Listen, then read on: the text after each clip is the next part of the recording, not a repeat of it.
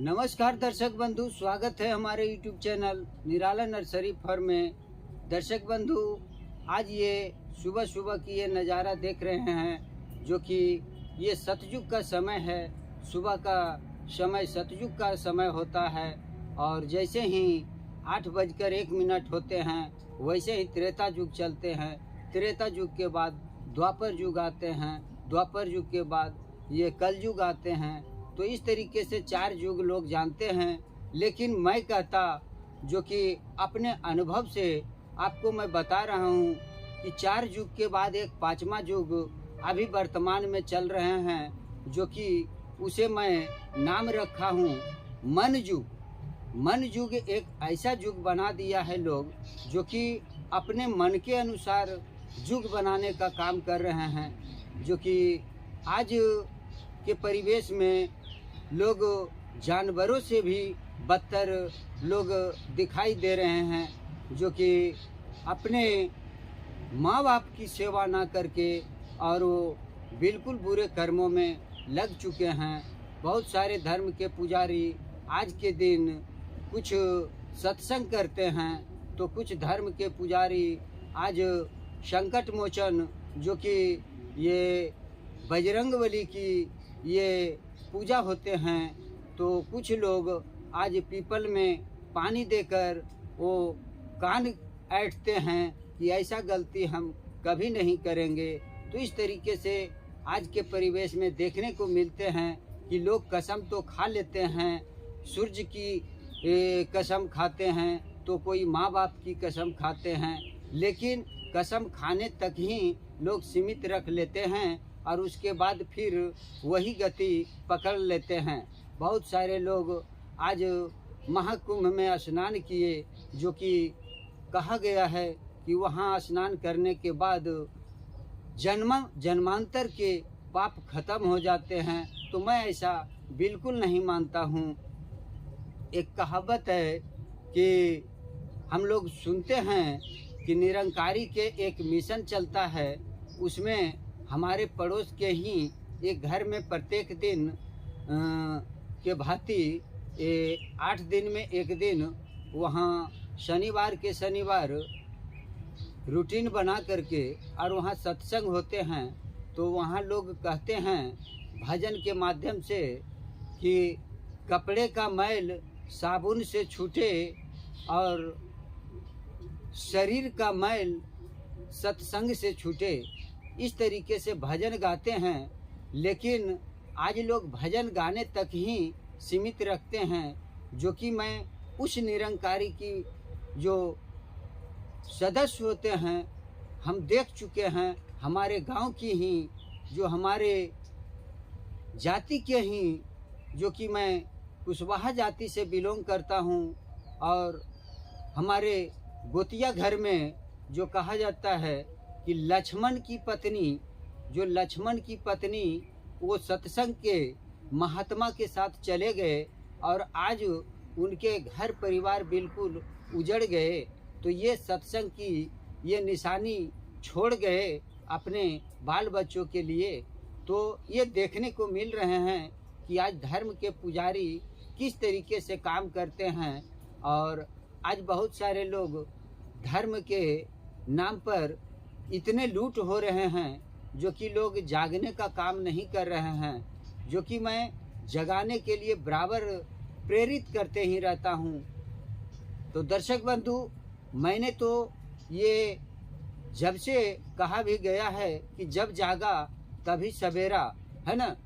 जिस समय हमें इस सब का ज्ञान नहीं मिला था, उस समय मैं भी धर्म के चक्कर में पड़ा रहता था दिन दिन भर, और वैसे धर्म करने से मुझे यदि कोई लाभ नहीं मिला तो मैं बिल्कुल उससे किनारे हो चुका हूँ। और आज धर्म के नाम पर हमारे बाज़ारों में, हमारे दुकानों में, हमारे घरों में लोग चंदा के नाम पर आते हैं, लोग मदद के रूप में आते हैं। बहुत सारे ऐसे ऐसे धूर्त और ऐसे ऐसे भिखारी बनकर रूप बनाकर हमारे बाजार में, दुकान में, घरों में पहुंचते हैं कि मानो वो इस तरीके से आवाज़ लगाते हैं जो कि लोग उसकी आवाज़ सुनकर, उसकी रहन सहन देखकर लोग कुछ न कुछ मदद कर देते हैं। एक छोटा सा जीता जागता मैं कहानी सुनाने जा रहा हूँ, जो कि ये बिल्कुल 2 से 4 दिन पहले की घटना है।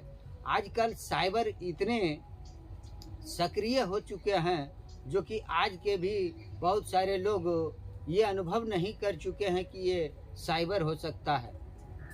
हमारे रुपौ बाज़ार में, जो कि नवादा ज़िले के ये रो प्रखंड के रुपौ बाज़ार है, जो कि ये रुपौ बाज़ार में साइबर महिला आकर के और लोगों को ठगी का शिकार बनाया। जो कि किस तरीके से भेष बनाया, वो एक टीचर की भेष बना करके और लोगों को ठगने का काम करता है। जो कि आकर के किसी एक भोले भाले टीचर को अपने चपेट में लिया। और बाज़ार में मेरा व्यवसाय भी चलता है छोटा सा, जो कि मैं वहाँ बैठे बैठे देख रहा था कि वो टीचर की गुण बता करके, अपने को टीचर बता करके और लोगों को अपने घर तक की भाड़ा मांगने का ये ऐलान किया कि मैं टीचर हूँ और मुझे पैसे की सख्त ज़रूरत है, क्योंकि मेरा पर्स खो गया है और मोबाइल भी चोरी हो गया है। और इतने स्मार्ट वो लड़की थी कि देखने के बाद कोई लोग उसे मदद करने के लिए तत्पर हो जाते थे, है ना। तो हमारे भाई भी टीचर हैं, जो कि उस साइबर टीचर को हिसाब किताब लेना शुरू कर दिए। जो कि हमारे घर के सभी सदस्यों में इतनी जागरूकता है कि वैसे लोगों को पकड़ने का ही काम करते हैं। तो उन भोले भाले टीचर को अपने चपेट में ले लिया और उन्होंने अपना फ़ोन नंबर तक के दे चुके हैं। और यदि वो साइबर महिला से फ़ोन नंबर मांगने का काम किए तो देने से इनकार कर दिया। बोली घर पर मेरी छोटी बेटी है और आप बेटी से क्या बात करेंगे। मैं जाने के बाद, घर पहुंचने के बाद ये आपका नंबर ले लिया हूं और मैं फ़ोन करूंगा। तो इस तरीके से 250-300 रुपये वो ये प्रति आदमी से ठगने का काम करता था, भाड़े किराए के ये माध्यम से कि हमें भाड़े किराए नहीं है भैया, चोरी हो गया। और एक पर्स अपने कंधे में जिस तरीके से महिला टीचर रखती है, ठीक उसी प्रकार से वो महिला साइबर अपने कंधे में एक पर्स भी रखती है और अच्छे भोले भाले लोगों को अपने ठगी का शिकार बनाते हैं। जो कि उस मैं भोले भाले टीचर को बचाने का काम किया और उससे पैसा मैं वापस दिलाने का काम किया। जो कि हम लोगों को कहने पर वो वापस दिया पैसा। और जब थाने की बात करता और 112 की बात करता कि आपको मदद करने के लिए 112 पहुंच जाएंगे, वैसे में वो भागने का काम किया। और इस तरीके से एक बाज़ार में 2 से 3 बार वो अपने को भोले भाले लड़के को फंसाने का काम किया था। जो कि बहुत सारे लोग जागरूक होते हुए उसको पकड़ने का काम किया और जो उसके बारे में नहीं जानते थे वो बिल्कुल उसके चपेट में आ गए।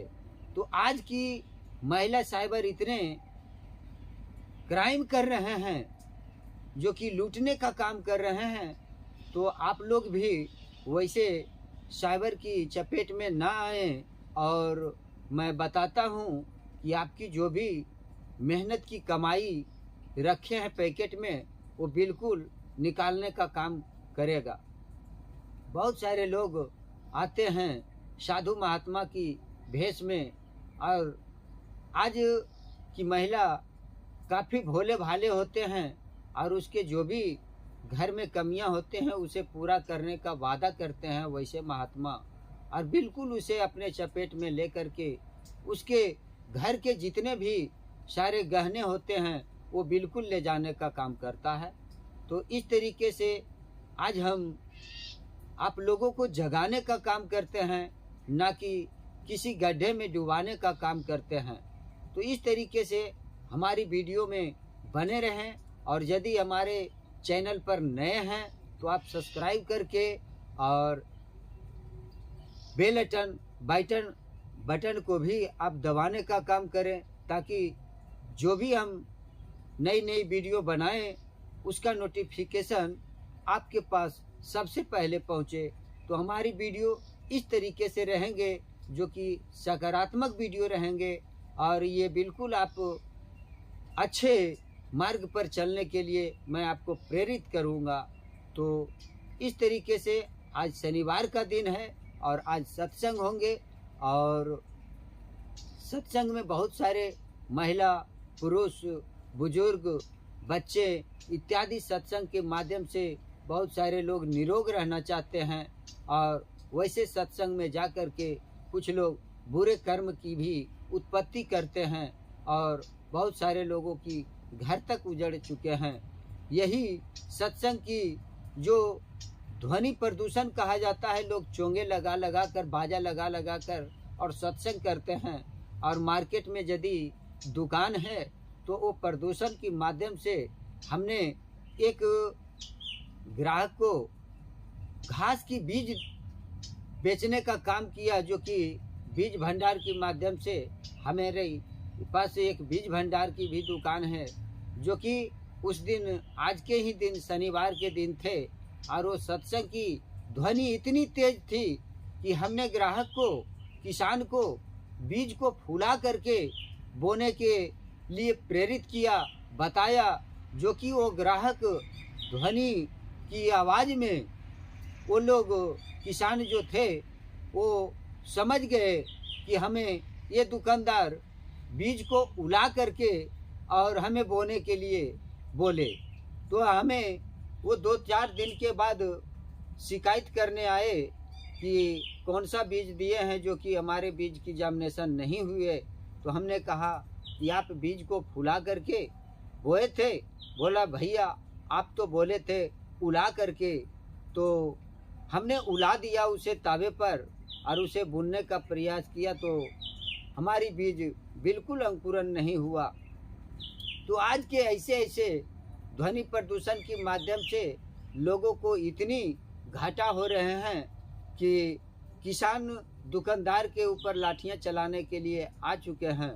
और इस तरीके से मुझे काफ़ी हंसी आया कि ये भाई, ये वजह तो ध्वनि प्रदूषण की थी, जो कि मैंने कहा आपको बीज फुला करके बुनने के लिए, और आप उसे तावे पर उला करके बुआई किए, ये बीज कैसे जर्मिनेशन होगा। तो इस तरीके से वो बिल्कुल ऐसे ध्वनि प्रदूषण की चपेट में आकर के और अपने कुछ पैसे गवा बैठे।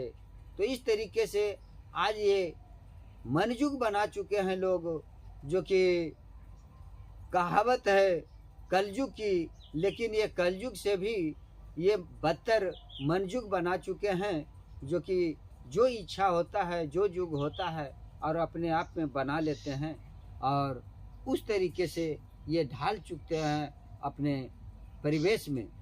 तो इस तरीके से मैं छोटी छोटी वीडियो को बना करके और आप लोग को शेयर करना हमारा कर्तव्य है, ताकि आप में जागरूकता आए और ऐसे ठगी का शिकार ना बने। तो ये कहावत है कि बहेलियाँ आएंगे, जाल बिछाएंगे, दाना डालेंगे, मगर फंसना नहीं। लेकिन ये इस तरीके से हम लोग को कहावत सुनने जानने के बावजूद भी और लोग फंसने का काम कर रहे हैं। तो मेरा कर्तव्य है बताना, और आपका कर्तव्य है हमारे बताए रास्ते पर चलना, और चलना ना चलना आपका कर्तव्य है। जैसा कर्म करेंगे वैसा फल मिलेंगे। तो आज की वीडियो इतना ही। मिलते हैं किसी दूसरे वीडियो में किसी दूसरी जानकारी के साथ। तब तक के लिए हंसते रहें, मुस्कुराते रहें और देखते रहें निराला नर्सरी फार्म। धन्यवाद। आपका दिन शुभ हो।